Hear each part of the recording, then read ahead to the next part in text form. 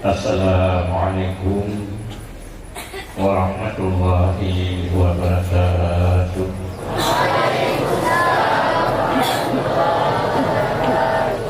Banyak amal katanya, yang ke amal rawat dia kapui, meladanya ke usaha yang usaha rawat.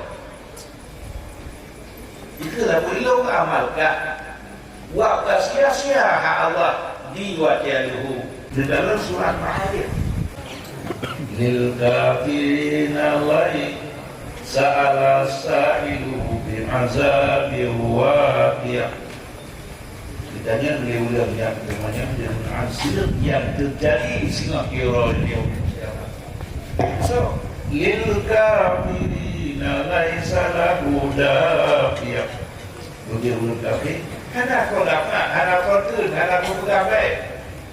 Tapi dia dari Al-Quran ke Allah menyuruh turun dia dah berserut Nabi dia bayar lagi dia berserut buru-buru dah dengar berserut buru-buru budak-budak dia nak talak dia dan ulang beriman sahabat Nabi dia selalu Nabi buru-buru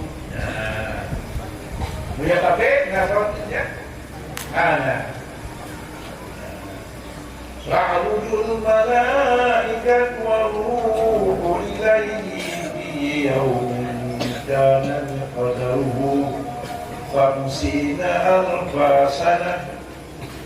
Malaikat dan ruh bakal berhura bersidang dengannya yang digendal dengannya yawmin dalam sirrohnya kana qadaruhu nalah qadaruna 50 alfa sana si ulama yang usianya sebanyak 1050 ribu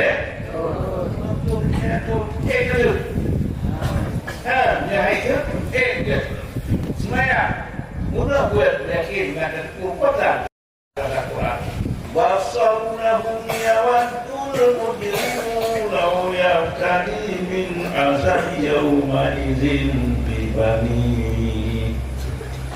Diceritakan oleh orang yang silakan yang akan dia dalam maka banyak dia dia kuasa sebenarnya menyediakan sembuh baik dengan maka di mana ya Allah hidup benar ubah tapi dengan hidup dan maka ya Allah ada macam dia ini berkah di mana atau yang tanya ada semayang bila tiap-tiap tanya orang maka semua jadi ayah lagi pun ya Allah lu harap semayang ada punai dan tolong berbagi bukan kasih atau tanya mengalah orang pun jangan ada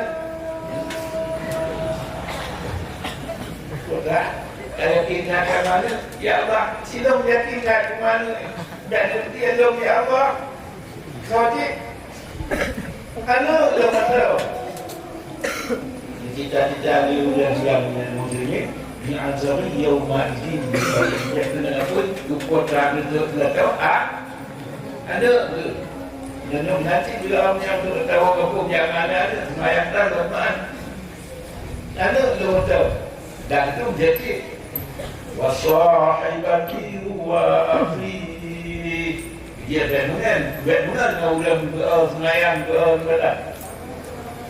Ya Allah, lo berarti Allah nak kasih lagi lo berarti Allah nak. Dia ketiak dalam maka karena dia hanya semayang hanya tempur Allah, so dia ketiak sudah. Dia benar orang masih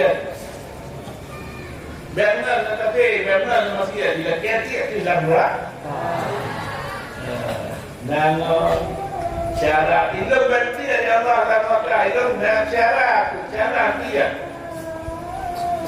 Wafasilaki tuwi ulang bisulungnya bercocok dalam ya Allah berarti